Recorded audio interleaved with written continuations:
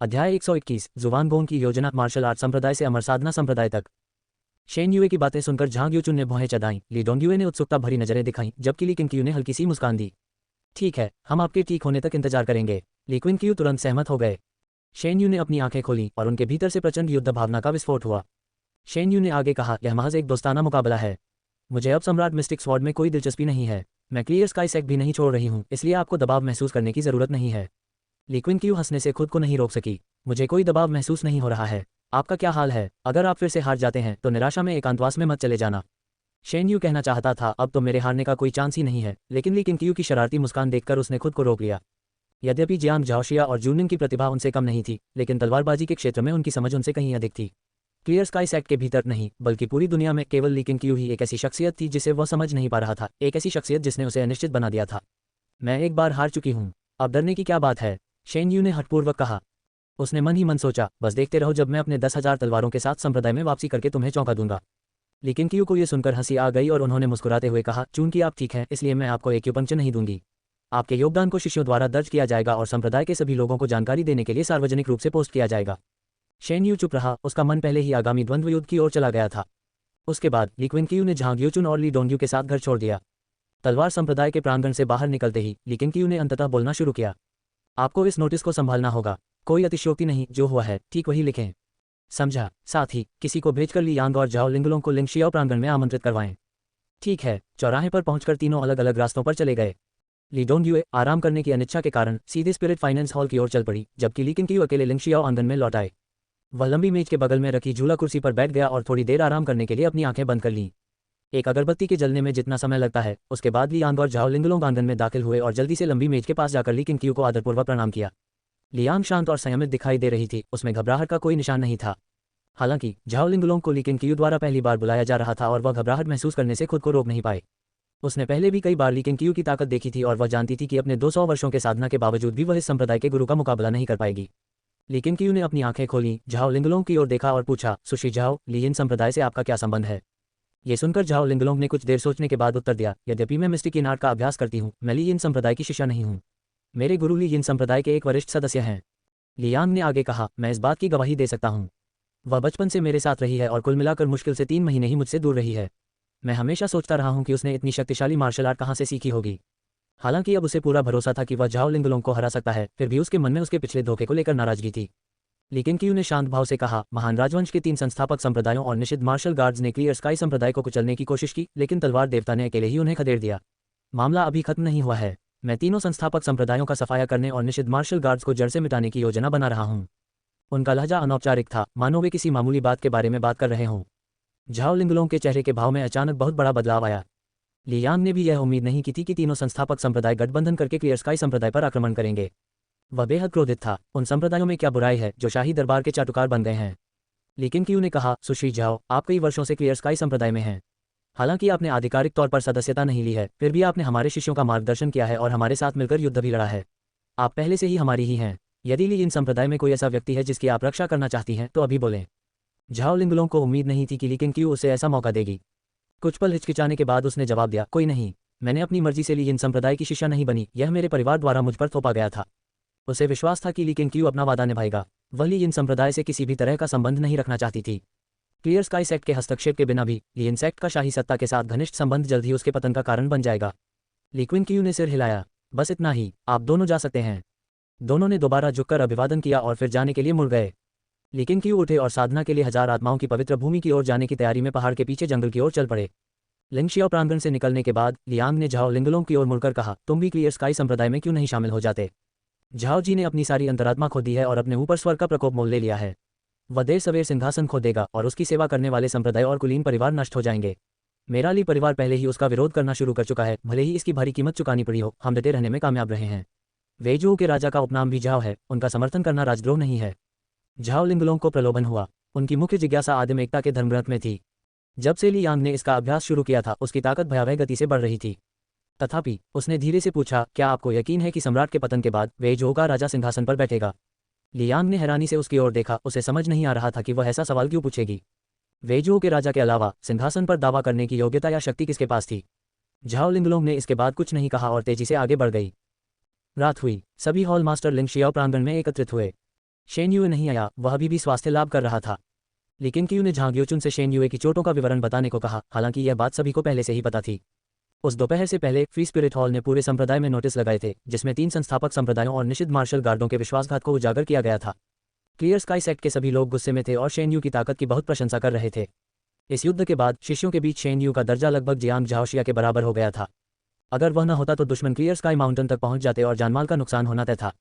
Shane UA ने कई लोगों की जान बचाई थी। मैं स्वयं तीनों संस्थापक संप्रदायों को नष्ट कर दूंगा और यहाँ तक कि महल पर धावा बोलकर निषिद्ध मार्शल गार्डों का संहार कर दूंगा। जियांग झाओशिया ने ठंडे स्वर में घोषणा की, उसकी आंखों में हत्या का इरादा झलक रहा था। यांग जुएडिंग ने आश्चर्य से पूछा, मुझे उम्मीद नहीं थी कि आप सीनियर शेन की इतनी परवाह करेंगे। ली सिजन्स नॉटेड, उसे सीनियर शेन की परवाह नहीं है, उसे बस इस बात से नफरत है कि वह उनकी छाया में रहे। जियांग झाओशिया ने उसे घूरकर देखा और जीभ बाहर निकालकर कुछ नहीं कहा।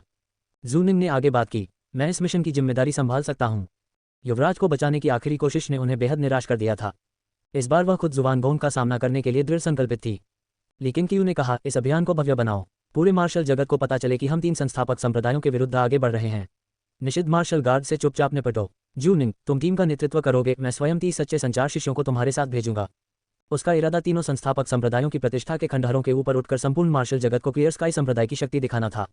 वह चाहते थे कि स्वर्ग के नीचे नंबर 1 संप्रदाय का खिताब एक सच्चे उत्तराधिकारी को मिले।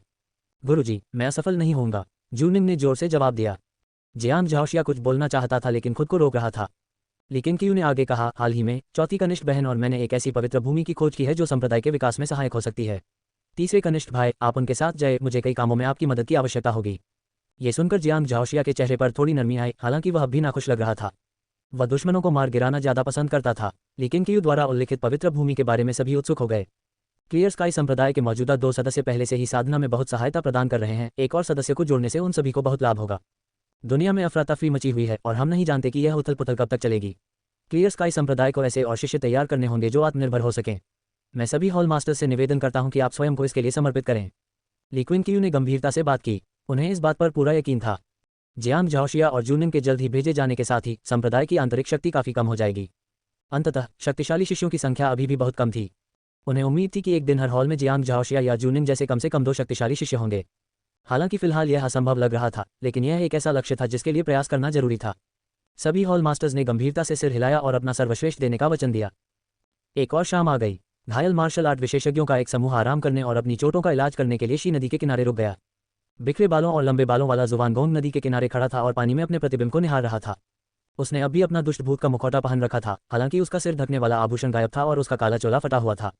उसने शेन यू की तलवारबाजी को याद किया और गहरी सांस ली। ताइवू संप्रदाय के लियू दाई उनके बगल में आकर खड़े हुए और पूछा, जुवानगोंग, जब हम वापस लौटेंगे तो इसकी सूचना कैसे देंगे? लियू दाई भी बुरी तरह घायल हो गया था, उसका चेहरा पीला पड़ गया था, उसके कपड़े गंदे थे। ताइवू संप्रदाय के उप संप्रदाय प्रमुख के रूप में शोभा देने वाली शान का कोई निशान नहीं था। जुवानगोंग ने धीरे से कहा, जब इस मिशन का फैसला हुआ था तब मुझे पहले से ही पता था कि हम असफल होंगे। मैं कभी भी क्लियर स्काई संप्रदाय से लड़ना नहीं चाहता था, लेकिन महाराज ने जिद की। लियू दाई ने भौहें चढ़ा ली, उसे समझ नहीं आ रहा था कि उसका क्या मतलब है। सम्राट को लगता है कि वह दुनिया पर राज करता है। वह कुलीन परिवारों और शाही रिश्तेदारों को चींटियों के समान समझता है और उनके साथ अपने छोटे मोटे खेल खेलता है। उसे वास्तव में केवल क्लियर स्काई संप्रदाय से डर लगता है, न केवल उनकी युद्ध कला के कारण, बल्कि इसलिए भी कि उनकी साधना पद्धति शायद नश्वर युद्ध पथ से बिल्कुल भी संबंधित नहीं है। क्या यह नश्वर युद्ध पथ नहीं है? इसका क्या मतलब था? लियू दाई हैरान दिख रहा था, उसे लग रहा था कि जुवानगोंग पागल हो गया है। जुवानगोंग ने उसकी ओर मुड़कर कहा, तलवार देवता के साथ मेरी लड़ाई ने इसे और पुष्ट कर दिया है। क्या आपको सच में लगता है कि क्लियर स्काई संप्रदाय को घेरने के लिए सेना भेजना कारगर होगा? एक बार गतिरोध शुरू हो जाए और सम्राट की गरिमा डगमगा जाए तो उनके राजवंश को अभूतपूर्व संकट का सामना करना पड़ेगा। उसके तर्क को सुनकर लियू दाई का चेहरा गंभीर हो गया।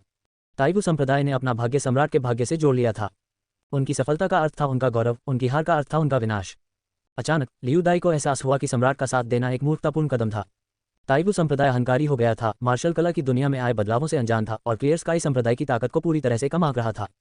तो फिर हमें क्या करना चाहिए? लियू दाई ने दांत भींचते हुए पूछा। वापस लौटने का मतलब सम्राट से दंड प्राप्त करना था और उनका संप्रदाय जल्द ही विनाश का सामना कर सकता था।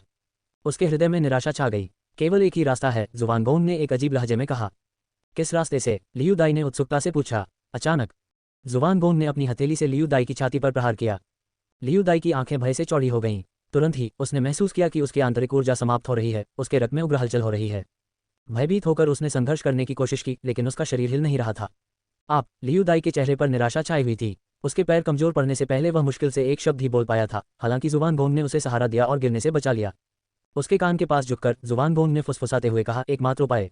यही है कि मैं तुम्हारी शक्ति को अपनी शक्ति बनने दूं। मैं एक नया साम्राज्य स्थापित करूंगा और विश्व की व्यवस्था का पुनर्निर्माण करूंगा। मैंने शेन यू से इसलिए लड़ाई की उसे नुकसान पहुंचाने के लिए नहीं, बल्कि आप सभी की रक्षा करने के लिए। अध्याय 122 स्वर्ग को सुधारने की महान योजना, मार्शल आर्ट संप्रदाय से अमर साधना संप्रदाय तक। लेकिन क्यू ने जोंगटियन प्रांत में जूनिन के साथ जाने के लिए पोषणकारी जीवन ऊर्जा क्षेत्र की तीसरी परत पर 30 सच्चे संचरण शिष्यों का चयन करने में पूरा दिन बिताया। अगले दिन उन्होंने 30 और शिष्यों को चुना जो उच्च निष्ठा वाले थे और पोषणकारी जीवन ऊर्जा क्षेत्र की दूसरी परत पर थे, ताकि वे जियांग झाओशिया और ली डोंग्यू के साथ साइलेंट हेवन माउंटेन जा सकें। क्लियर स्काई संप्रदाय की वर्तमान स्थिति को देखते हुए 63 शिष्यों के चले जाने से समग्र वातावरण पर कोई प्रभाव नहीं पड़ा। हर दिन नए शिष्य संप्रदाय में शामिल होते थे, कुछ पहाड़ से नीचे उतरते थे तो कुछ ऊपर चढ़ते थे। जिस प्रकार नश्वर संसार के मामलों में भाग्य की धारा को मोड़ने के लिए हमेशा नए लोग आते रहते हैं। इसके बाद के दिनों में लेकिन क्यू ने यात्रा में खुद को व्यस्त नहीं रखा। इसके बजाय उन्होंने अपना अधिकांश समय खेतीबाड़ी में लगाया। पोषणकारी जीवन ऊर्जा क्षेत्र की 8वीं परत उसके लिए बिल्कुल भी पर्याप्त नहीं थी। वह न केवल 9वीं परत तक पहुंचने की कोशिश कर रहा था, बल्कि उच्चतर आध्यात्मिक बोध क्षेत्र का अन्वेषण करने का भी लक्ष्य रखता था। जहां बाहरी दुनिया उथल पुथल में थी, वहीं क्लियर स्काई माउंटेन के भीतर अपनी ही अलग कहानियां घटित हो रही थीं। नए नए प्रतिभाशाली लोग लगातार उभरते रहे और उनकी कहानियों ने अन्य शिष्यों को और भी अधिक मेहनत से प्रशिक्षण लेने के लिए प्रेरित किया। जैसे ही ग्रीष्म ऋतु का मध्य आया, मौसम बेहद गर्म हो गया। पसीने से तरबतर चेंगसान छोटे से आंगन में लौट आया। इस साल 15 साल का होने के कारण पहाड़ पर चढ़ने से पहले की तुलना में उसका शरीर अधिक मजबूत हो गया था। पहले वह अपने साथियों की तुलना में अधिक कमजोर दिखाई देता था। बड़ी बहन, मैं वापस आ गई हूँ, चेंगसान ने जोर से पुकारा। खनक, एक दरवाजा चरमराते हुए खुला और एक गोरी नाजुक चेहरे वाली युवती बाहर निकली। वह चेंग शियू थी। उस समय जब ली सिफेंग सम्राट की रहस्यमयी तलवार के लिए प्रतिस्पर्धा करने के लिए पहाड़ से नीचे उतरे थे, तब उन्होंने इन दोनों भाई बहनों की जान बचाई थी। बाद में भागने के दौरान ली सिफेंग बुरी तरह घायल हो गया था, फिर भी भाई बहन ने उसे नहीं छोड़ा था। बाद में जब पेई कबीले ने उन्हें पकड़ लिया तो जेल किलिंग के समय पर पहुंचने के कारण ही वे तीनों जीवित बच निकलने में कामयाब रहे। इसके बाद ली सिफेंग उन्हें क्लियर स्काई माउंटेन वापस ले आए, जहां वे आधिकारिक तौर पर क्लियर स्काई संप्रदाय के शिष्य बन गए। संप्रदाय में शामिल होने के बाद भाई बहनों का ली सिफेंग के साथ रिश्ता बिगड़ गया, जिसका मुख्य कारण सामाजिक स्थिति में अंतर था। उनके लिए उनसे बार बार मिलना मुश्किल था। फिर भी अपनी स्वयं की लगन के माध्यम से दोनों आंतरिक शिष्य बन गए थे, जिन्होंने आदिम एकता शास्त्र की हृदय पद्धति की पहली परत में महारत हासिल कर ली थी। चेंगसान को पसीने से तरबतर देखकर चेंग शियू ने पूछा, तुम क्या कर रहे थे?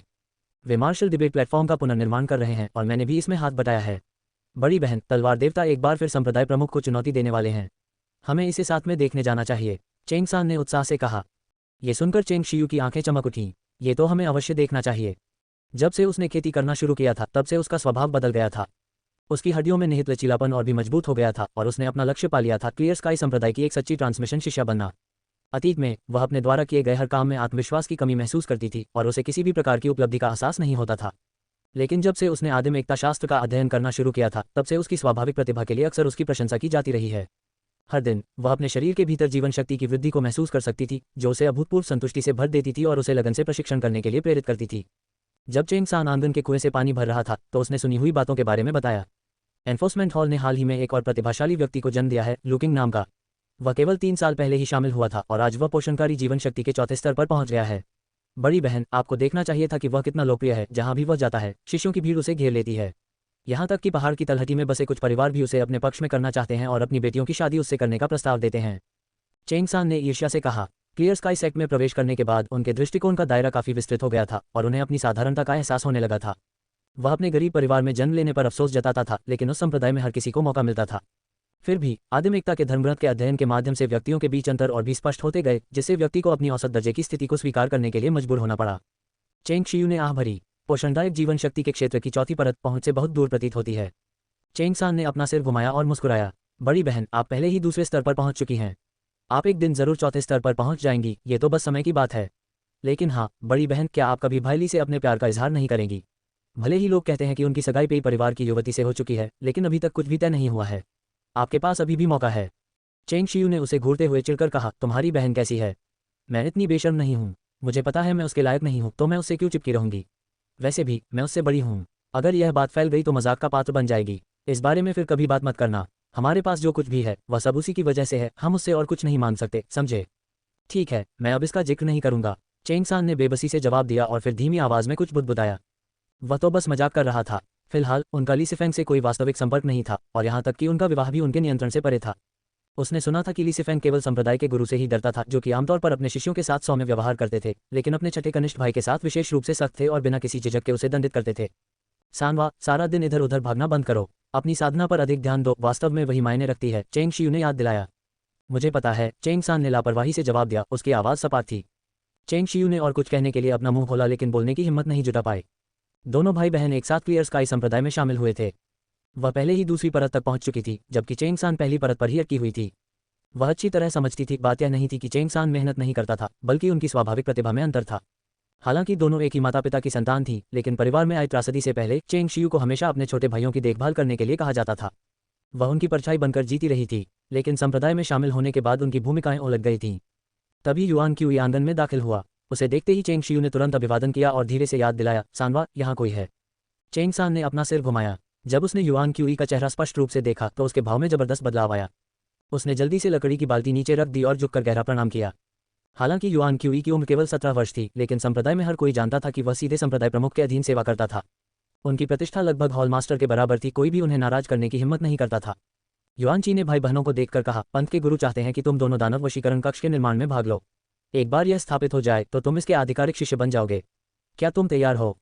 दोनों अचंभित रह गए। संप्रदाय का मुखिया, दानवों को वश में करने वाला हॉल। इस अपार आश्चर्य ने उन्हें चकित कर दिया। चेंग शियू ने अनजाने में पूछा, हम ही क्यों? युआन क्यूई ने एक हाथ अपनी कमर के पीछे रखा और संयमित मुद्रा बनाए रखी।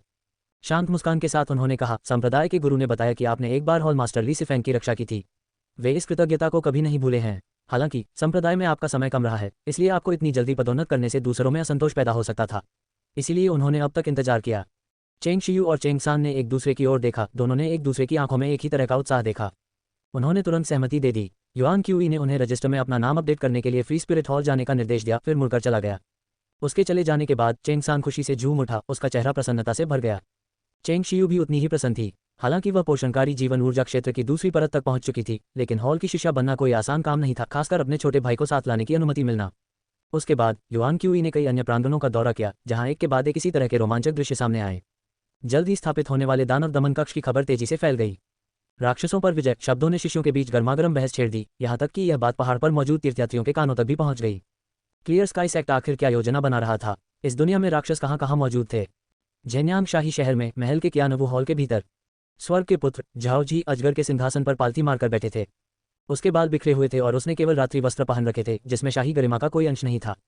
एक शख्स ने हॉल में प्रवेश किया, वह जुवानगोंग थे। सीढ़ियों के नीचे पहुंचकर जुवानगोंग आधे घुटने टेककर गंभीर स्वर में बोला, हे महाराज, कृपया अपने सेवक को दंडित करें। झाओ जी ने अपनी आंखें खोली और उनकी नज़र जुवानगोंग पर पड़ी। कर्कश आवाज में उसने पूछा, क्या बात है? तुम असफल हो गए? क्या तुम अकेले ही वापस लौटे हो? जुवानगोंग ने उत्तर दिया, हम क्लियर स्काई संप्रदाय के घात में फंस गए। लगता है किसी ने उन्हें पहले ही सूचना दे दी थी। केवल मैं ही बच पाया। संप्रदाय प्रमुख की युद्ध कला अतुलनीय है, मैं उनका सामना नहीं कर सका। इसके अलावा शेन यू, जियांग झाओशिया और जूनिंग के साथ होने के कारण मार्शल गॉड एलिक्जर और घोस्ट इन एलिक्जर से शक्ति प्राप्त करने के बावजूद भी हमारे पास बचने का कोई मौका नहीं था। झाओ जी ने भौहें चढ़ाईं, उसकी आंखों में एक ठंडी और भयानक चमक थी। भव्य हॉल में सन्नाटा छा गया। काफी देर रुकने के बाद झाओ जी ने पूछा, तुम्हें लौटने में इतनी देर क्यों लगी? जुवानगोंग ने गहरी सांस ली। मैं बुरी तरह घायल हो गया था और मुझे कुछ समय तक आराम करना पड़ा, वरना मैं जीवित नहीं बच पाता। झाओ जी ने अपनी आंखें फिर से बंद कर लीं। जुवानगोंग नहीं उठे। वह जानता था कि सम्राट का हृदय बिल्कुल भी शांत नहीं था। क्लियर स्काई सेक्ट, कितना बढ़िया क्लियर स्काई सेक्ट है। झाओ जी ने धीमी आवाज में कुछ बुदबुदाया। फिर अचानक उसने अपनी आंखें खोलीं और पूछा, अगर मुझे सही याद है तो क्या स्वर्गिक कारागार में भी एक आदमी है जिसे क्लियर स्काई कहा जाता है? जुवानगोंग ने उत्तर दिया, बिल्कुल। क्लियर स्काई संप्रदाय के संस्थापक पूर्वज सिद्ध क्लियर स्काई स्वर्गीय कारागार के सबसे निचले स्तर में कैद हैं। हालांकि जब उन्हें पकड़ा गया था तब वर्तमान संप्रदाय प्रमुख ली किंगक्यू का जन्म भी नहीं हुआ था और दूसरे संप्रदाय प्रमुख लिन जुनफेंग मार्शल कला से सेवानिवृत्त हो चुके थे। हम सिद्ध क्लियर स्काई का उपयोग संप्रदाय को धमकाने के लिए नहीं कर सकते, इससे तो हमें और भी अधिक परेशानी हो सकती है। झाओ जी ने व्यंग्य किया, क्या तुम्हें लगता है कि अगर उसे पता चल गया तो ली किंगक्यू खुद यहाँ आकर मुझे मारने की हिम्मत करेगा? महामहिम, जुवानगोंग ने गंभीरता से कहा, ये ली किंगक्यू हालांकि अभी युवा है, लेकिन उसके पास प्राचीन मार्शल लेजेंड से भी कहीं अधिक शक्ति है। मैं आपसे आग्रह करता हूं कि आप उसका पुनर्मूल्यांकन करें। झाओ जी ने गहरी भौहें चढ़ाईं। क्या तुम मजाक कर रहे हो? क्या तुम्हें लगता है कि मैं अब उसका सामना नहीं कर सकता? जुवानगोंग पर निगाहें गड़ाते हुए उसकी आवाज़ ठंडी हो गई। जुवानगोंग ने उत्तर दिया, महाराज ने अनेक औषधियां ग्रहण की हैं और मार्शल लीजेंड के आंतरिक सार को आत्मसात किया है। इस युग में आपकी युद्ध शक्ति वास्तव में अद्वितीय है, लेकिन हमारी समस्याएं क्लियर स्काई संप्रदाय तक ही सीमित नहीं हैं। मैं महाराज को सलाह देता हूं कि वे पहले 7 प्रांतों की गठबंधन सेना को दबाएं और राज्य में शांति स्थापित करें। एक बार यह हो जाने पर हम क्लियर स्काई संप्रदाय को एक ही झटके में समाप्त कर सकते हैं। इसमें अधिक समय नहीं लगेगा। वेइजोउ का राजा जल्द ही झेन्यांग शहर पर आक्रमण करेगा, लेकिन क्यों नहीं, बल्कि वही हमारा सबसे बड़ा शत्रु है। तभी एक निषिद्ध मार्शल गार्ड दौड़कर हॉल में आया। जुवानगोंग के बगल में घुटने टेककर चिल्लाया, महाराज को सूचना, ताइवू संप्रदाय और लीयिन संप्रदाय पर क्लियर स्काई संप्रदाय ने हमला किया है। उनके शिष्य मारे गए हैं, कुछ मेहमानों को छोड़कर जो बच निकले। ये सुनकर झाओ जी उठ खड़ा हुआ। उसके शरीर से एक भयानक आभा निकली, उसके लंबे बाल और वस्त्र बेतहाशा फड़फड़ाने लगे, जिससे वह अंधेरे में लिपटे एक प्रतिशोधी भूत की तरह प्रतीत होने लगा। क्लियर स्काई सेक्ट मुझसे बदला लेने की हिम्मत करता है? क्या ये स्वयं ली किंग था? झाओ जी ने तीखे स्वर में पूछा। नहीं, वह उनका वरिष्ठ शिष्य जूनिंग था। बहुत बढ़िया, शानदार। तथाकथित महान राजवंश के 3 संस्थापक संप्रदाय, उनमें से कोई भी एक महिला का सामना भी नहीं कर सकता। झाओ जी हंसा, उसकी हंसी और भी गहरी और ठंडी होती गई। जुबान गोंग ने फिर से बात की। महाराज, यद्यपि तीनों संस्थापक संप्रदाय जोंगटियन प्रांत में स्थित हैं, वे जेन्यांग शहर से सैकड़ों मील दूर हैं, इसलिए उन्हें तुरंत नष्ट करना मुश्किल है। हमें सबसे पहले शहर के बाहर स्थित गठबंधन सेना को नष्ट करने पर अपना पूरा ध्यान केंद्रित करना होगा। इस बार महाराज और मुझे दोनों को कार्रवाई करनी होगी। स्वर्ग को सुधारने की महान योजना को शुरू करना होगा, अब इसमें और देरी नहीं की जा सकती। अध्याय 123, 1000 वर्षीय आपदा। मार्शल आर्ट संप्रदाय से अमर साधना संप्रदाय तक 7 प्रांतों की गठबंधन सेना ने मार्शल गॉड दर्रे को पार कर लिया। 3 ही चालों के भीतर क्लियर स्काई संप्रदाय की वुमान एर ने राक्षसी जनरल चांदवू को मार डाला और जबरदस्ती शहर के द्वार को तोड़ दिया। ये खबर पूरे क्षेत्र में फैल गई और 9 प्रांतों के आम लोगों को आशा की एक किरण दिखाई दी। हालांकि मार्शल गॉड पास को पार करने के बाद 7 प्रांतों की गठबंधन सेना सीधे मुख्य भूभाग में नहीं घुसी। उन्हें शाही सेनाओं से लगातार प्रतिरोध का सामना करना पड़ा और वे एक के बाद एक भयंकर लड़ाइयों में उलझते रहे। फिर भी उनका आगे बढ़ना कभी नहीं रुका और वे हर गुजरते दिन के साथ जेन्यांग शाही शहर के करीब पहुंचते गए। इसी दौरान मार्शल आर्ट की दुनिया में हलचल मच गई। महान राजवंश के 3 संस्थापक संप्रदायों ने वास्तव में क्लियर स्काई संप्रदाय पर हमला करने के लिए शाही निषिद्ध मार्शल गार्डों के साथ मिलकर काम किया। इस घटना ने मार्शल आर्ट की दुनिया को बहुत झकझोर दिया। कई लोगों का मानना था कि तीनों संस्थापक संप्रदायों का साथ गिर गया है। यह मार्शल आर्ट की दुनिया पर नियंत्रण हासिल करने के दरबार के इरादे का भी प्रतीक था। इससे पहले कि हंगामा शांत हो पाता, खबर आई कि ताइवू संप्रदाय और ली यिन संप्रदाय को क्लियर स्काई संप्रदाय के जूनिंग के नेतृत्व वाली एक टुकड़ी ने पूरी तरह से नष्ट कर दिया है। इस खबर ने मार्शल जगत को भूकंप की तरह हिला दिया। आकाश के नीचे की भव्य स्थिति तेजी से बदल रही थी। युद्ध जगत अभूतपूर्व उथल-पुथल के युग में प्रवेश कर चुका था। ताइवू संप्रदाय और ली यिन संप्रदाय को इस क्षेत्र के शीर्ष 5 महान संप्रदायों में गिना जाता था। उत्तर और दक्षिण के 2 पवित्र स्थलों के अलावा शाही दरबार द्वारा समर्थित महान राजवंश के 3 संस्थापक संप्रदायों ने लंबे समय से अपार शक्ति के साथ युद्ध जगत पर अपना प्रभुत्व बनाए रखा था। महज 31 लोगों के साथ 2 संस्थापक संप्रदायों को नष्ट कर देना, इस कारनामे ने सभी मार्शल आर्टिस्टों को आश्चर्यचकित कर दिया। आखिर यह क्लियर स्काई संप्रदाय कितना शक्तिशाली था। जूनिंग और उसके समूह के लौटने से पहले ही ताइवू संप्रदाय और ली यिन संप्रदाय के विनाश की खबर क्लियर स्काई माउंटेन तक पहुंच चुकी थी, जिससे पूरे संप्रदाय में उत्साह का माहौल छा गया था। अब जूनिंग का नाम अन्य सभी उभरते हुए शिष्यों से कहीं अधिक प्रसिद्ध हो गया था। क्लियर स्काई माउंटेन पर स्थित दानव दमन हॉल के निर्माण स्थल पर ली किंग और ली सिजिन कंधे से कंधा मिलाकर खड़े थे और शिष्यों को व्यस्तता से काम करते हुए देख रहे थे। अगर तीसरे वरिष्ठ भाई को इसके बारे में पता चला तो वह निश्चित रूप से नाराज होंगे, ली सिजिन ने उत्साह से कहा। वह सोचेगा कि सुर्खियों में तो वह होना चाहिए था। वह हमेशा से जूनिंग के साथ बहनों की तरह करीबी रिश्ता रखती थी और जूनिंग और जियांग झाओशिया के बीच खुली और छिपी हुई प्रतिद्वंद्विता को लंबे समय से भांपती रही थी। लेकिन कियू ने उसे घूर कर देखा और चिड़चिड़ाते हुए जवाब दिया, अपने तीसरे वरिष्ठ भाई के बारे में ऐसा मत सोचो, वह इतना तुच्छ नहीं है। ली सिजिन को इस बात पर विश्वास नहीं हुआ और उसने जियांग झाओशिया के बचपन से लेकर अब तक के तुच्छ व्यवहारों की सूची बनाना शुरू कर दिया। ओह हाँ बड़े भाई, ली सिजिन ने उत्सुकता से पूछा, मैं सोच रही थी कि तीनों संस्थापक संप्रदायों द्वारा हम पर हमले की खबर कैसे फैली। मैंने अपने गुरुओं से सुना है कि पूरी दुनिया को इसके बारे में पता है। चेंग शियू और चेंग सान को पास में काम करते देख ली किंग ने जवाब दिया, स्वाभाविक रूप से किसी ने पर्दे के पीछे काम किया है। हम इसके लिए आपके दूसरे वरिष्ठ भाई और हॉल मास्टर जू के आभारी हैं। तो क्या यही है कुलीन परिवारों की शक्ति? ली सिजिन सोच में पड़ गया। साधना हॉल की हॉल मास्टर होने के नाते कई लोगों ने उनका पक्ष जीतने की कोशिश की थी, लेकिन उन्हें यह झंझट भरा लगता था और उन्होंने कभी भी उनसे निपटने की जहमत नहीं उठाई। लेकिन अब उनका नजरिया थोड़ा बदलने लगा। 7 हॉलों में से उनका हॉल सबसे धीमी गति से विकसित हुआ। यदि ये तथ्य न होता कि उसका हॉल संप्रदाय की युद्ध तकनीकों और शास्त्र भंडार की देखरेख करता था, तो वह साधना हॉल को काफी बेकार समझती। उनके आध्यात्मिक पौधे अभी भी प्रायोगिक चरण में थे और अभी तक उनका उपयोग नहीं किया जा सकता था। लेकिन कियू ने उसकी ओर देखकर कहा, तुम्हें ज्यादा सोचने की जरूरत नहीं है। तुम्हारे आध्यात्मिक पौधे संप्रदाय के विकास के लिए अत्यंत महत्वपूर्ण हैं। सामाजिक संबंधों की बात तो तुम दूसरों पर छोड़ दो, हर मठ को कुलीन कुलों के बीच नेटवर्क बनाने की जरूरत नहीं है। ये सुनकर ली सिजिन को राहत मिली और उसने आह भरी, आखिरकार मैं एक आध्यात्मिक पौधा उगाने में कामयाब हो गया। लेकिन बाद में पता चला कि यह आध्यात्मिक ऊर्जा से भरा एक खरपतवार मात्र था, पूरी तरह से बेकार। धीरे धीरे आगे बढ़ो, मैंने तुम्हें पहले ही औषधीय जड़ी बूटियों का एक जत्था दिया है। अगर तुम उन्हें आध्यात्मिक पौधों में परिवर्तित कर सको और चेनहुइलान उन्हें औषधियों में परिष्कृत कर सके, तो सफल होने पर क्लियर स्काई संप्रदाय को मिलने वाले लाभ अकल्पनीय होंगे। तुम्हारा योगदान इतिहास में दर्ज हो जाएगा। ली क्विंग ने उसे सांत्वना दी। ली सिजिन का काम केवल आध्यात्मिक पौधों की खेती तक ही सीमित नहीं था, उन्होंने पृथ्वी ताबीज संहिता की देखरेख भी की। उनके द्वारा विकसित स्पिरिट ईगल ताबीज का बहुत अधिक रणनीतिक महत्व था और साधना कक्ष में कई शिष्य आशाजनक परिणामों के साथ इसका अध्ययन कर रहे थे। अगर झांग यूचुन एक कुशल प्रबंधक थे तो ली सिजिन एक तकनीकी प्रतिभा के धनी थे। भले ही उसमें कुलीन परिवारों से निपटने का कौशल न हो, लेकिन इससे ली किंग की उससे अपेक्षाएं कम नहीं हुई। दरअसल ली किंग के विचार में ऐसे परिवारों से उसकी दूरी एक अच्छी बात थी। ली किंग के प्रशंसा भरे शब्दों ने ली सिजिन के रक्त में जोश भर दिया। वह इतनी प्रेरित हुई कि लगभग तुरंत ही खेतों की ओर दौड़ पड़ी। तभी अचानक ली किंग ने अपना सिर घुमाया और दूर देखने लगी। उसके चेहरे पर शिकन आ गई। उसने एक अजीब सी आभा महसूस की, बुराई, खून खराबा और ठंडक, अवर्णनीय तत्वों का एक मिश्रण जिसने उसे पौराणिक नौ पाताल लोक की याद दिला दी, मानो उसके द्वार खुल गए हों। वह दिशा झेन्यांग शाही शहर की ओर जाती है। लेकिन कियू की आंखों में एक क्षणिक परिवर्तन दिखाई दिया। क्या झेन्यांग शाही शहर में कुछ घटित हुआ होगा? उनके अनुमान के अनुसार जूनिंग और अन्य लोग लगभग 2 महीने से पहाड़ से दूर थे, उन्हें वापस लौटना चाहिए। बेचैनी महसूस करते हुए उसने लिटिल एड को जूनिंग, लीसेफेंग और वुमान एड को ढूंढने और उनकी स्थिति का पता लगाने के लिए भेजने का फैसला किया। लिटिल एड न केवल तेज था, बल्कि उसकी दृष्टि साधारण साधकों की तुलना में कहीं अधिक तीक्ष्ण थी और वह आभाओं का पता लगा सकता था। लोगों को ढूंढने में इसकी गति लीकिंग क्यू की तुलना में कहीं अधिक थी। ठीक है, काम पर वापस जाओ, लीकिंग क्यू ने कहा, फिर मुड़कर चली गई।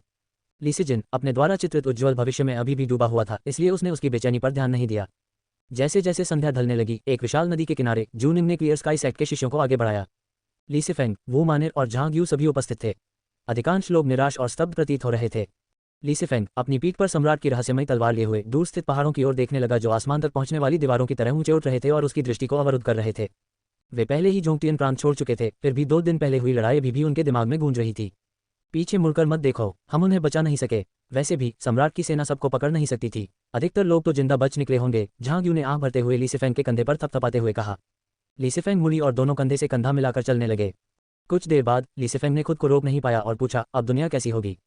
झांग यू के चेहरे पर जटिल भाव थे। मुझे नहीं पता, इतिहास में न तो कभी ऐसा सम्राट हुआ है और न ही ऐसी कोई घटना। लौटने के बाद हम संप्रदाय प्रमुख के आदेशों का इंतजार करेंगे। लीसेफेंग ने अपनी नज़र आगे चल रहे जूनिंग की ओर डाली। वह अपनी गति बढ़ाने ही वाला था कि उसने देखा कि आगे से कोई उसकी ओर आ रहा है। सिर्फ वही नहीं, बाकी लोगों ने भी इसे देखा। वह काले वस्त्र पहने एक दाववादी था, जिसके हाथ में घोड़े की पूंछ से बना झाड़ू था और कमर पर तलवार बंधी हुई थी। उसने एक लंबी टोपी पहन रखी थी, उसकी दाढ़ी लहरा रही थी और उसकी बाहें नुकीली थीं। नदी किनारे चलते समय उनके चेहरे पर उदासी छाई हुई थी, उनके वस्त्र हवा में लहरा रहे थे जैसे कोई म्यान से निकली तलवार जिसकी धार छिपी नहीं रह सकती। जूनिंग ने काले वस्त्रधारी दाववादी को बिना किसी भावना के देखा, हालांकि बाकी सभी लोग यह महसूस कर सकते थे कि यह व्यक्ति असाधारण था। जब वे 5 झांग से भी कम दूरी पर थे तो दाववादी रुक गया और पूछा, क्या मैं पूछ सकता हूँ, क्या आप सभी झेन्यांग से आ रहे हैं? जूनिंग रुका और बोला, जी हाँ। आप झेन्यांग शाही शहर जा रहे हैं? मैं एक गरीब दाववादी दक्षिणी चू के फेंगशिया पर्वत से आया हूँ। मेरा दाववादी नाम बैशु है। आप मुझे दाववादी बैशु कह सकते हैं। आपके पहनावे को देखकर लगता है कि आप मार्शल आर्ट की दुनिया से हैं, शायद सैनिक भी हों। क्या मैं पूछ सकता हूँ कि झेन्यांग में अभी क्या स्थिति है? काले वस्त्रधारी दाववादी ने अपना परिचय देने के बाद गंभीरता से पूछा। जूनिंग ने उसे गौर से देखा, लेकिन तुरंत कोई जवाब नहीं दिया। झांग यू उसके बगल में आगे बढ़ी और उत्सुकता से पूछा, दक्षिणी चू का फेंगशिया पर्वत, क्या वह मार्शल वर्ल्ड के 2 संतों में से एक नहीं है? सभी सच्चे ज्ञानोदय के शिष्य रुक गए और उन्होंने अपनी निगाहें दाववादी बैशु की ओर घुमा लीं। झांग यू के प्रश्न का उत्तर देते हुए दाववादी बैशु ने विनम्रतापूर्वक कहा, यह तो केवल मार्शल विद्या के जानकारों द्वारा दिया गया एक खोखला नाम है। फेंगशिया पर्वत शांत साधना का स्थान है, जहां बहुत कम शिष्य हैं। इसे पवित्र भूमि कहना उचित नहीं होगा। लीसेफेंग पास आकर बोला, मार्शल वर्ल्ड के 2 संत, इतनी बड़ी उपाधि।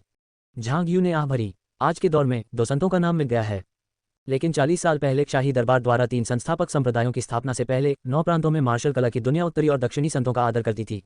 1000 साल के इतिहास वाले फेंगशिया पर्वत ने एक समय में एक राष्ट्रीय गुरु और एक ऐसे सेनापति को जन्म दिया था जिन्होंने अराजकता के युग का अंत किया था। उनका मानना था कि मानव इच्छाशक्ति स्वर्ग पर विजय प्राप्त कर सकती है, मार्शल कला का उपयोग करके दांव में प्रवेश किया जा सकता है। यही बात मेरे गुरु ने मुझे बताई थी। वे फेंगशिया पर्वत की बहुत प्रशंसा करते थे। प्रशंसा सुनकर दाववादी बैशु ने अहंकार नहीं दिखाया। उसने असहाय होकर सिर हिलाया और फिर पूछा, ये सब खोखले नाम हैं। क्या मैं एक बार फिर पूछ सकता हूँ, झेन्यांग में क्या हो रहा है? झांग यू का चेहरा गंभीर हो गया। उसने दांत पीसते हुए कहा, दाववादी, झेन्यांग शाही शहर मत जाओ। वहाँ राक्षस आतंक मचा रहे हैं और सम्राट के आदेश पर अनगिनत राक्षसी सैनिक तैनात हैं। वे हर जगह लोगों को पकड़ रहे हैं। 7 प्रांतों की गठबंधन सेना कुचल दी गई है। सेनापति अपनी जान बचाकर भाग रहे हैं। अगर तुम अभी जाओगे तो हो सकता है कि तुम्हें निषिद्ध मार्शल गार्ड्स द्वारा पकड़ लिया जाए और दवा के लिए एक जीवित सामग्री में बदल दिया जाए। ट्रू ट्रांसमिशन के शिष्यों को 2 दिन पहले देखे गए भयावह दृश्य याद आ गए और उनके चेहरे पीले पड़ गए। युद्ध के मैदान में दिखाई देने वाली उन भयावह आकृतियों ने अब भी उनके दिमाग को सता रखा था, जिससे उनकी रूह काम जाती थी। ये सुनकर दाववादी बैशु ने न तो भौहें चढ़ाईं और न ही भय दिखाया। भावहीन होकर उन्होंने बस इतना कहा, हजारों वर्षों से जिस विपत्ति की भविष्यवाणी की जा रही थी वह अंततः ही गई है। धन्यवाद। इतना कहकर वह जूनिंग के समूह से आगे निकल गया और झेन्यांग शाही शहर की ओर बढ़ गया। जूनिंग ने अपना सिर थोड़ा झुकाया और तिरछी नजरों से उसे देखने लगी। तुम्हारी युद्ध कला बहुत अच्छी है, उसने कहा, लेकिन जुवानगोंग जितनी अच्छी नहीं। सम्राट की तो बात ही छोड़ो। वह राक्षसी सैनिकों की सेना का नेतृत्व करता है। अगर तुम जाओगे तो व्यर्थ ही जाओगे। तुम्हारी शक्ति से उसकी महत्वाकांक्षा और भी बढ़ सकती है। दाववादी बैशु ने कोई जवाब नहीं दिया और दृढ़ता से आगे बढ़ते रहे। 30 सच्चे संचार शिष्यों ने उनकी विदाई की ओर देखा और प्रत्येक ने एक अवर्णनीय भावना का अनुभव किया। कोई नहीं बता सकता था कि क्या यह आदमी उन पर विश्वास नहीं करता था या क्या वह मरने के दृढ़ संकल्प के साथ चल रहा था। क्या वह फेंगशिया पर्वत से अकेला है? लीसेफेंग ने झांग यू से फुसफुसाते हुए पूछा। झांग यू ने जटिल भाव से उत्तर दिया, बिल्कुल नहीं। लेकिन जो कोई दुनिया को बचाने के लिए पहाड़ से नीचे उतरेगा वह निश्चित रूप से फेंगशिया पर्वत के शीर्ष मार्शल मास्टर्स में से एक होगा। लीसेफेंग ने अपना सिर हिलाया। उसकी युद्ध कला अच्छी है, लेकिन बस इतनी ही अच्छी।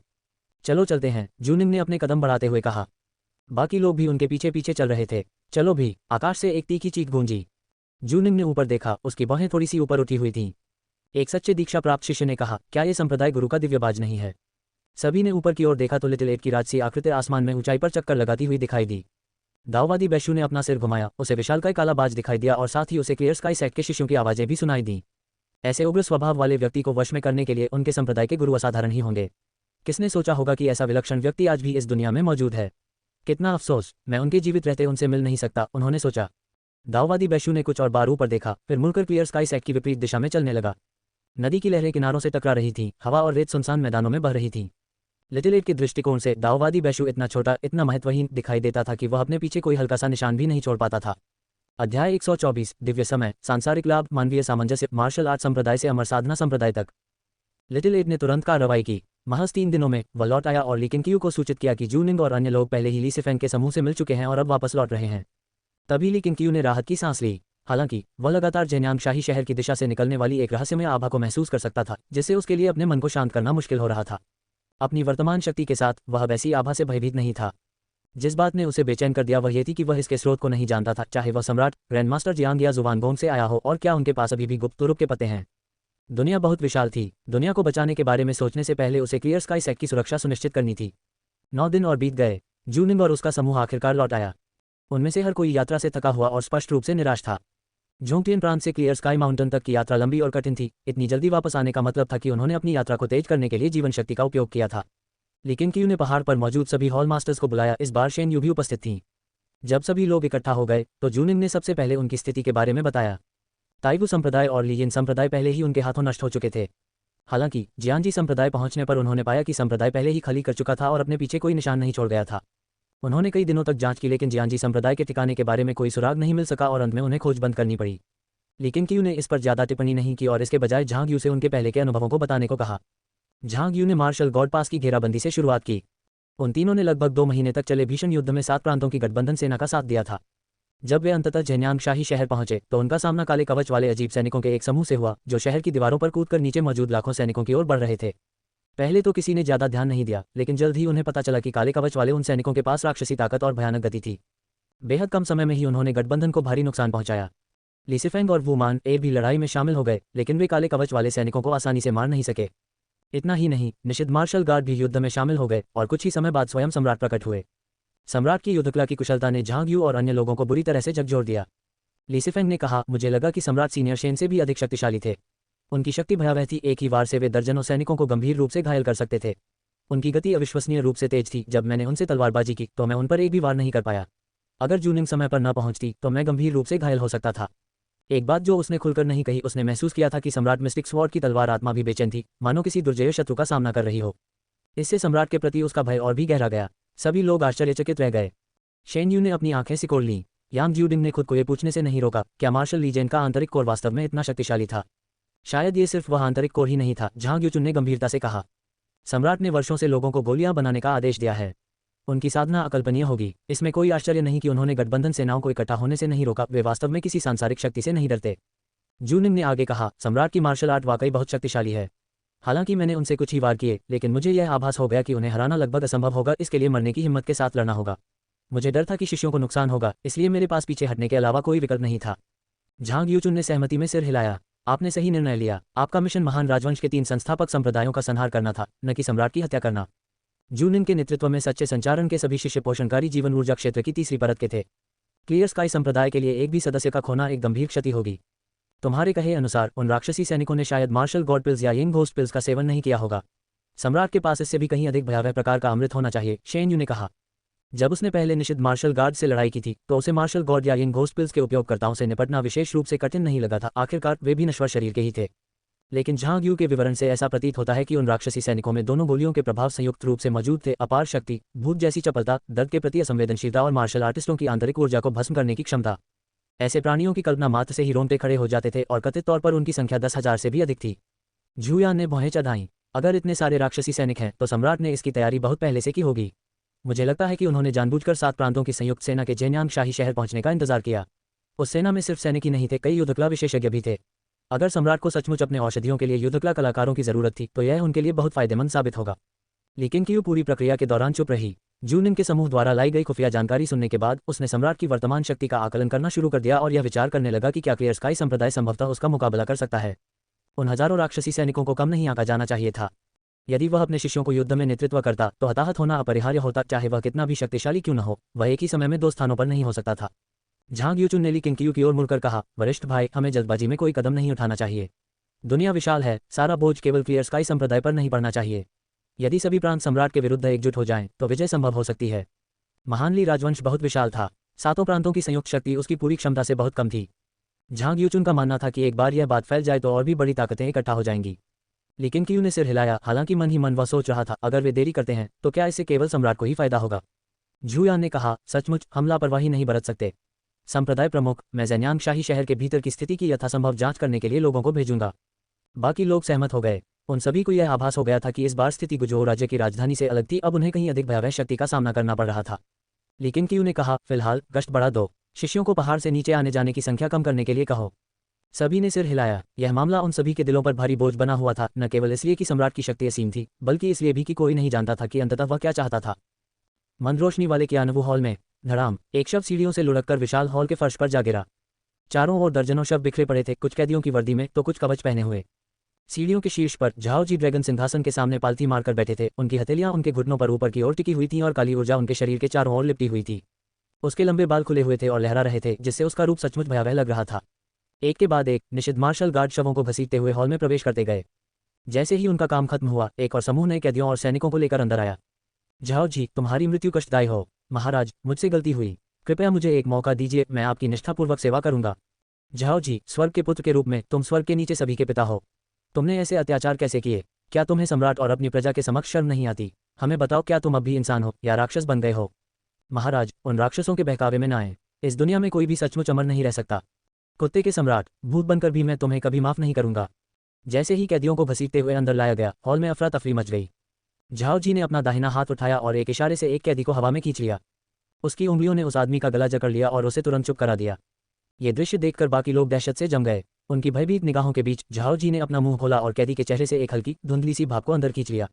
उसके चारों ओर फैली काली ऊर्जा हिंसक रूप से उमड़ पड़ी, जिससे एक भयानक डरावना प्रेत बन गया। भूत, एक कैदी ने हताशा में बुदबुदाया। उसकी आंखें भय से चौड़ी हो गई थीं। निषिद्ध मार्शल गार्ड, नकाबपोश और निर्मल, केवल मौन होकर देखते रहे।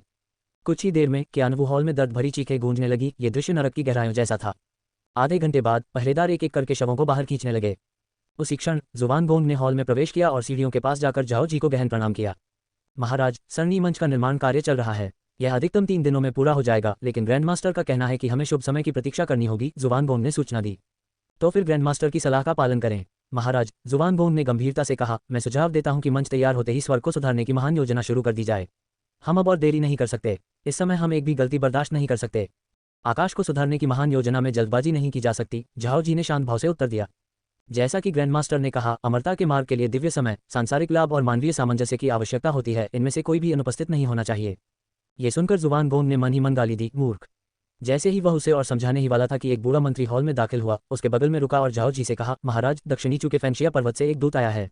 वह खुद को दाववादी बैशु कहता है और दिवंगत सम्राट का एक फरमान लेकर आया है, जिसमें दावा किया गया है कि वह महाराज को एक खजाना भेंट करना चाहता है। ये देखकर झाओ जी ने उत्सुकता से अपनी आंखें खोलीं। फेंशिया पर्वत, मार्शल जगत के पूर्व 2 संत। उस समय दिवंगत सम्राट ने उन्हें अपने साथ शामिल करने का प्रयास किया था, लेकिन उन्हें मना कर दिया गया था, जिसके परिणामस्वरूप उनकी प्रसिद्धि और प्रतिष्ठा को प्रतिस्थापित करने के लिए 3 संप्रदायों की स्थापना हुई। मुझे उम्मीद नहीं थी कि आज वे अपनी मर्जी से यहाँ आएंगे। कहा जाता है कि फेंशिया पर्वत स्वर्ग की इच्छा को जान सकता है। क्या उन्होंने मेरे अमृतत्व प्राप्त करने की भविष्यवाणी कर दी थी? उन्हें अंदर लाओ। जी हाँ महाराज। बुजुर्ग मंत्री तुरंत वहां से चले गए। जुवानगोंग ने चेतावनी देते हुए कहा, महाराज, फेंशिया पर्वत की यह यात्रा सद्भावना से प्रेरित नहीं हो सकती है। ओह, इस विशाल हॉल में क्या वह मेरी हत्या करने की हिम्मत करेगा? अगर ली किंग खुद भी आ जाए तो भी मैं उससे नहीं डरूंगा। झाओ जी ने व्यंग्य किया। जुवानगोंग चुप हो गया, लेकिन वहां से गया नहीं, हॉल में इंतजार करता रहा।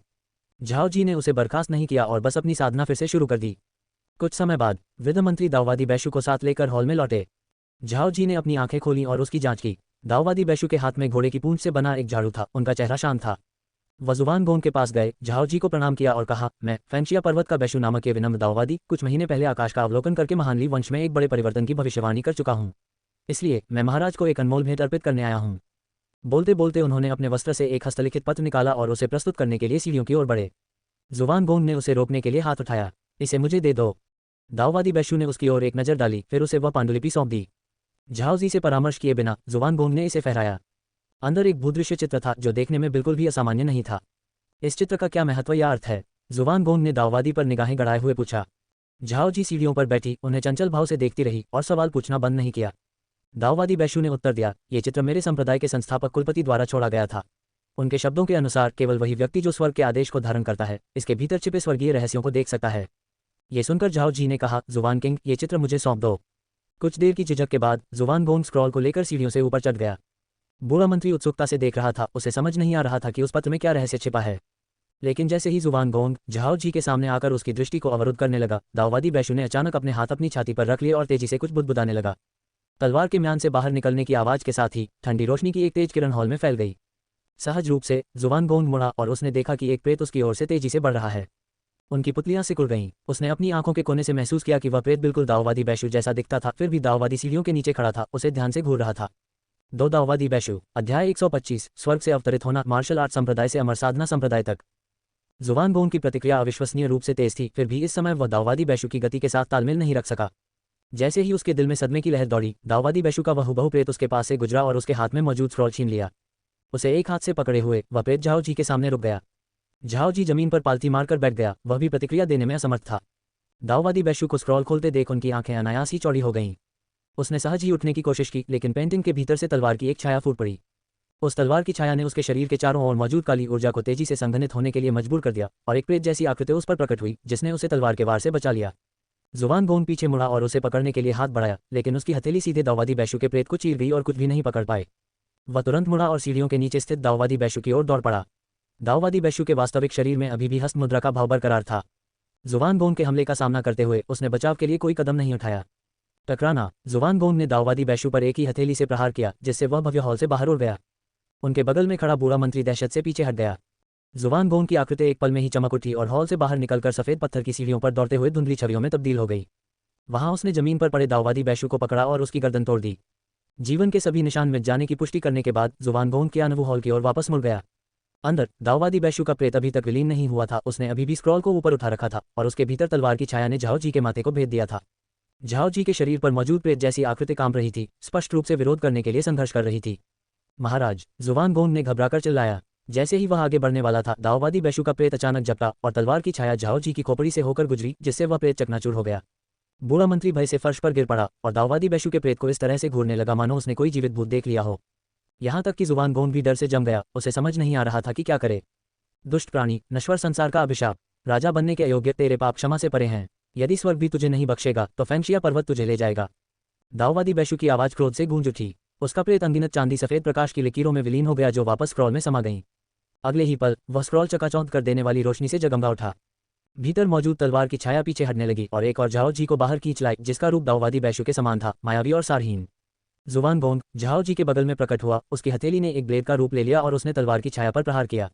इस बार वह सफल रहा, उसने इसे चकनाचूर कर दिया। इसके बाद प्रकाश की एक तेज चमक हुई और वह स्क्रॉल फर्श पर गिर गया। झाओ जी का शरीर झटके से पीछे की ओर उछला और ड्रैगन सिंहासन से जा टकराया, क्योंकि उसका प्रेत उसके भीतर समाहित हो गया था। भव्य हॉल में सन्नाटा छा गया, केवल झाओ जी की उखड़ी हुई सांसों की आवाज सुनाई दे रही थी। जुवानगोंग को होश आया, उसने स्क्रॉल को लात मारकर दूर फेंक दिया, फिर झाओ जी को सहारा देने के लिए नीचे झुक गया। झाओ जी का चेहरा पीला पड़ गया और उसने मुंह भरकर खून थूक दिया। उसका शरीर शिथिल पड़ गया, सारी शक्ति समाप्त हो गई। वह बोलते समय झाओ जी कांप रहा था, उसके चेहरे पर डर साफ झलक रहा था। जुवानगोंग ने तुरंत कहा, मैंने उसकी गर्दन तोड़ दी है, वह निस्संदेह मर चुका है। वह भी अब तक सदमे में था, उसने कभी कल्पना भी नहीं की थी कि दाऊवादी बैशु के पास ऐसी कोई विधि हो सकती है। झाओ जी घबराया हुआ, खून की खांसी करते हुए हौंकते हुए बूढ़े मंत्री की ओर मुड़ा और बोला, जल्दी करो, जाकर स्वर्गीय गुरु को बुलाओ। भूमिगत आध्यात्मिक झील पर ली केंगक्यू ने अचानक अपनी आंखें खोल दीं। उसे दूर से आती हुई उस रहस्यमय आभा के गायब होने का एहसास हुआ, जिससे वह हैरान रह गया। क्या कुछ गड़बड़ हो गई थी? झील के उस पार उसके सामने बैठी जूनिंग ने भी अपनी आंखें खोलीं। वह भी उस रहस्यमय आभा को महसूस कर सकती थी, हालांकि ली केंगक्यू जितनी स्पष्ट रूप से नहीं। जूनिंग ने कहा, गुरुजी, लौटते समय हमारी मुलाकात बैशु नाम के एक दाऊवादी से हुई। वह दक्षिणी चू प्रांत के फेंगशिया पर्वत से आया था। उसकी युद्ध कला में कोई कमी नहीं थी। वह अकेले ही झेन्यांग शाही शहर की ओर गया। क्या यह संभव है कि वह सफल हो गया हो? फेंगजिया पर्वत, ली केंगक्यू ने अपनी भौहें चढ़ाते हुए कहा, अभी कुछ कहना मुश्किल है, कुछ दिनों में पता चल जाएगा। संप्रदाय प्रमुख होने के नाते उन्हें स्वाभाविक रूप से पूरे क्षेत्र में सभी मार्शल संप्रदायों को समझना आवश्यक था। फेंगशिया पर्वत के बारे में उन्होंने अभिलेख देखे थे। यह महान ली की स्थापना से पहले 2 पवित्र स्थलों में से एक था, जिसमें गहन ऐतिहासिक विरासत निहित थी। ऐसा कहा जाता था कि फेंगशिया पर्वत में न केवल युद्ध कला की विरासत थी, बल्कि रहस्यमय कलाएं और यहाँ तक कि रसायन शास्त्र का ज्ञान भी निहित था। उन्होंने एक बार शिष्यों को यात्रा पर भेजने, संबंध स्थापित करने और उनके रसायन शास्त्र के मार्ग के बारे में जानने पर विचार किया था। जूनिंग ने सिर हिलाया, उसे इस बात का यकीन नहीं था कि दाववादी बेशु सफल हुआ है या नहीं। उसकी राय में उसकी ताकत उससे कम थी। सम्राट को मारना आसान नहीं होगा। सम्राट के साथ उसके टकराव ने उसके भीतर पोषणकारी जीवन ऊर्जा क्षेत्र की 8वीं परत तक पहुंचने की इच्छा को प्रज्वलित कर दिया था। 7वीं परत प्राप्त करने के बाद से ही उसे विश्वास था कि उसके गुरु के अलावा कोई भी उसकी बराबरी नहीं कर सकता। फिर भी सम्राट की शक्ति ने उसे चौंका दिया था, और वे राक्षसी सैनिक। पहली बार उसने खुद को शक्तिहीन महसूस किया, यह महसूस करते हुए कि वह अकेले सम्राट की योजनाओं को ध्वस्त नहीं कर सकती। वह पूछे बिना नहीं रह सकी, गुरुजी, दुनिया के भाग्य को अकेले बदलने की शक्ति प्राप्त करने के लिए आदिम एकता शास्त्र का किस स्तर तक अध्ययन करना चाहिए? लेकिन क्यू ने उसकी ओर देखकर कहा, शायद 9वीं परत पर। शायद। जूनिंग का मूड खराब हो गया, लेकिन क्यू ने उसे सांत्वना नहीं दी, क्योंकि वह पहले ही बड़ी हो चुकी थी और अपनी समझ खुद ढूंढ सकती थी। किसानों के लिए विपत्ति और कठिनाई अक्सर ज्ञानोदय के स्रोत होते थे। बेशक वह खुद भी इसी सवाल पर विचार कर रहा था। क्या उनमें झाओ जी और जुवानगोंग की साजिशों को नाकाम करने की ताकत थी? जूनिंग और अन्य लोगों के लौटने के कुछ ही समय बाद 7 प्रांतों की गठबंधन सेना की पराजय की खबर पूरे देश में जंगल की आग की तरह फैल गई। कुलीन परिवारों के संदेशवाहक कबूतरों से आसमान भर गया और जल्द ही यह खबर क्लियर स्काई सेक्टर तक पहुंच गई। सम्राट और उसके राक्षसी सैनिक शिष्यों के बीच चर्चा का सबसे चर्चित विषय बन गए। कई लोग उत्साह से अपनी मुठ्ठियां भींच रहे थे, संप्रदाय प्रमुख के उस आदेश का इंतजार कर रहे थे जिसमें उन्हें पहाड़ से नीचे उतरकर दुनिया को बचाने के लिए कहा जाएगा, ठीक वैसे ही जैसे उन्होंने पहले प्रांतीय राजधानियों को बचाया था। लेकिन जैसे जैसे पहाड़ पर और खबरें पहुंचने लगी, उनका लड़ने का जज्बा कम होता गया। जूनिंग ने स्वयं सम्राट से तलवारबाजी की थी। जिस तरह से उसे पीछे हटना पड़ा, उससे यह स्पष्ट था कि सम्राट की युद्ध शक्ति उससे कहीं अधिक थी। ली सिफेंग, जो अपनी जुबान पर काबू नहीं रख पाता था, उसने उन राक्षसी सैनिकों की भयानक शक्ति के बारे में सबको बता दिया। तलवारों और भालों से अप्रभावित, अपार शक्ति से युक्त, तेंदुओं की तरह तेज, दर्द महसूस न करने वाले और दूसरों की आंतरिक ऊर्जा को भस्म करने में सक्षम ऐसे प्राणियों को भला कोई कैसे हरा सकता है? इससे भी बुरी बात यह थी कि सम्राट के अधीन ऐसे हजारों सैनिक थे। पोषणकारी जीवन ऊर्जा क्षेत्र की 3वीं परत पर मौजूद एक सच्चे संचार शिष्य ने स्वयं स्वीकार किया था कि एकल युद्ध में भी एक राक्षसी सैनिक को मारने के लिए समय और उसके पूरे प्रयास की आवश्यकता होती है, लेकिन युद्ध के मैदान में इस तरह का कोई आमने सामने का मौका नहीं मिलता। जैसे जैसे ये जानकारी फैली, अधिक से अधिक शिष्यों को यह एहसास हुआ कि सम्राट और उसकी राक्षसी सेना वास्तव में कितनी भयानक थी, और दुनिया के लिए चिंता बढ़ती गई। प्राचीन काल से ही बुराई ने कभी अच्छाई पर विजय प्राप्त नहीं की थी, तो फिर इस युग की बुराई का अभी तक उन्मूलन क्यों नहीं हो पाया है? अगर क्लियर स्काई सेक्ट को भी इतना दबाव महसूस हो रहा था, तो बाकी देश का क्या हाल होगा? आम लोग, व्यापारी और युद्ध संप्रदाय अपने वतन छोड़कर जेन्यांग शाही शहर से दूर भागने लगे। कई दिनों बाद ली केंगक्यू ने फिर से उस रहस्यमय आभा को लौटते हुए महसूस किया, सम्राट जीवित बच गए थे। उस दिन दोपहर के समय पहाड़ की ढलान पर मार्शल प्लेटफॉर्म के चारों ओर भारी भीड़ उमड़ पड़ी। नवनिर्मित मंच पर शेन यू अपने हाथों को पीठ के पीछे बांधे, आंखें बंद करके शांत ध्यान मुद्रा में खड़ा था। उसके पास कोई तलवार नहीं थी। जूनिंग और अन्य लोगों के लौटने से पहले ही इस द्वंद्व युद्ध की योजना बन चुकी थी। काफी विचार विमर्श के बाद बुजुर्गों ने इसे रद्द न करने का फैसला किया। इसके बजाय वे इस मैच का उपयोग शिष्यों के बीच आत्मविश्वास बहाल करने के लिए करेंगे। भले ही क्लियर स्काई सेक्ट दुनिया को बचा न सके, लेकिन कम से कम वे खुद को तो बचा सकते थे। शेन यू इस लड़ाई को बहुत महत्व देता था और इंतजार करने के लिए जल्दी आ गया था। 7 hall master, deputy hall master, Elder सभी उच्च पदस्थ सदस्य उपस्थित थे। भीड़ में कई उच्च अधिकारी और कुलीन लोग भी मौजूद थे। इस बात पर बहस करने के बजाय कि कौन अधिक शक्तिशाली था, तलवार का देवता या संप्रदाय का गुरु, उन्होंने सम्राट के बारे में बात की। 7 प्रांतों की सेनाओं की पराजय के साथ कोई भी राज्य के भविष्य का अनुमान नहीं लगा सकता था। सम्राट को कौन मार सकता था, कोई नहीं जानता था। हालांकि शिष्यों ने यह बात खुलकर नहीं कही, लेकिन निजी तौर पर सभी अपने संप्रदाय के गुरु के प्रकट होने की प्रतीक्षा कर रहे थे। उनके दिलों में वह स्वर्ग में सबसे महान थे। बाइनिंग रईस युद्ध को देखने के लिए स्पिरिट माइन से दौड़कर वापस आई थी और अब जियांग झाओशिया के शिष्य हान लैन के बगल में खड़ी थी। दोनों ने उत्साहपूर्वक बातें की। झाओ जैन, ली यांग, युआन ली और झाओ लिंगलोंग एक साथ खड़े होकर घटना पर चर्चा कर रहे थे। हालांकि ज्यादातर झाओ जैन और ली यांग ही बोल रहे थे, जबकि बाकी दोनों सुन रहे थे। जिया और यांगलिन एक तरफ खड़ी थी, लेकिन क्यू के आने का बेसब्री से इंतजार कर रही थी। ली सिफेंग पे मियाओ और ली सिजिन के साथ खड़े थे। भीड़ पर नजर घुमाते हुए उसने चेंग शियू और चेंग सान को देखा। चेंग सान ने उत्साहपूर्वक उसकी ओर हाथ हिलाया। ये देखकर ली सिफेंग मुस्कुराया और उसने सिर हिलाकर सहमति जताई। उसकी निगाहें चेंग शियू से मिली। वह हल्की सी मुस्कुराई, भीड़ के बीच एक फूल की तरह दमकती हुई। ली सिफेंग को अपने दिल में एक पीड़ा महसूस हुई। वह चेंग शियू की भावनाओं से अवगत था, फिर भी उसे लगता था कि वे एक दूसरे के अनुकूल नहीं हैं। वह उसे एक स्थिर जीवन नहीं दे सकता था। वह प्रेम से मुक्त, वैभवशाली और जुनून से भरा जीवन चाहता था। यह इसी तरह बेहतर था। चेंग शियू और उसका छोटा भाई दोनों क्लियर स्काई संप्रदाय में शामिल हो गए थे। भले ही वह चला जाए, बड़ा भाई उनकी देखभाल करेगा। ली सिफेंग ने अपनी नजरें हटा लीं और अपने बगल में बैठी महिला से बातचीत करने लगे। चेंग शियू ने भी नजरें फेर लीं। उसे पता था कि उनका रिश्ता खत्म हो चुका है। हालांकि उसे थोड़ा दुख था, लेकिन वह उदास नहीं थी। उसे अपना खुद का रास्ता तय करना था, यही बात उसके लिए सबसे ज्यादा मायने रखती थी। झांग यूचुन हंसते हंसते और कुलीन उत्तराधिकारियों के एक समूह से बातचीत करते हुए पहुंचे। उनके साथ फ्री स्पिरिट हॉल के शिष्य भी थे। वह जहां से भी गुजरता, भीड़ रास्ता छोड़ देती। जूनिंग मंच के पास पहुंची और बोली, सीनियर शेन, क्यों ना मैं पहले आपके साथ एक मैच खेलूं? शेन यू ने अपनी आंखें नहीं खोली और शांत भाव से उत्तर दिया, मेरा प्रतिद्वंदी आपका गुरु है। मैं आपसे किसी और समय मुकाबला करूंगा। जूनिंग ने मुंह फुला लिया, उसे लगा कि वह उससे बच रहा है। अगर वह उससे हार जाता तो उसमें उसके स्वामी को चुनौती देने का साहस नहीं होता, लेकिन अगर वह उसके स्वामी से हार जाता तो ये केवल दूसरी हार होती, उसकी प्रतिष्ठा को कोई फर्क नहीं पड़ता। जैसे जैसे और लोग आते गए, पहाड़ी रास्ते के किनारे के जंगल भी जीवंत हो उठे। दूर से शेनयू की धुंधली सी आकृति को ही देख पाने वाले शिष्य भी उत्साहित थे। क्लियर स्काई सेक्ट में शायद ही कभी इतनी चहल पहल रही हो। कई युवा प्रतिभाशाली लोग शेनयू को सम्मान और जुझारू भावना दोनों की दृष्टि से देखते थे। आज के इस भव्य आयोजन ने उनकी महत्वाकांक्षा को और भी प्रबल कर दिया कि एक दिन वे यहाँ खड़े होकर स्वयं तलवार के देवता को चुनौती देंगे। लोगों की भीड़ के बीच झांगपिंग अकेला और साधारण सा खड़ा था। जब से उसे पता चला था कि चूजिंग एक राक्षसी पंथ से संबंधित है, तब से वह दूसरों से दोस्ती करने से सावधान रहता था। आकाश में एक तीखी हिनहिनाहट गूंज उठी। सभी ने ऊपर देखा। उन्होंने आसमान में एक विशाल छाया को चक्कर लगाते हुए देखा और फिर आकाश से एक तलवार नीचे उतरी, जिसकी चमक सूर्य के प्रकाश में घुल मिल गई। क्लैंग! तलवार मार्शल प्लेटफॉर्म पर गिरी, जिससे हवा में लहरें उठने लगीं। एक आकृति ने उसका पीछा किया और ठीक तलवार की मूठ पर आकर रुक गई। ये ली क्विन कियू था। उनके नाटकीय प्रवेश ने भीड़ को जोरदार जयकारे लगाने पर मजबूर कर दिया, जिससे दूर पहाड़ों और जंगलों से चौंककर पक्षियों के झुंड उड़ उठे। आगे की कहानी जानने के लिए लाइक और सब्सक्राइब जरूर करें, क्योंकि आगे हर कदम पर एक नया रहस्य आपका इंतजार कर रहा है।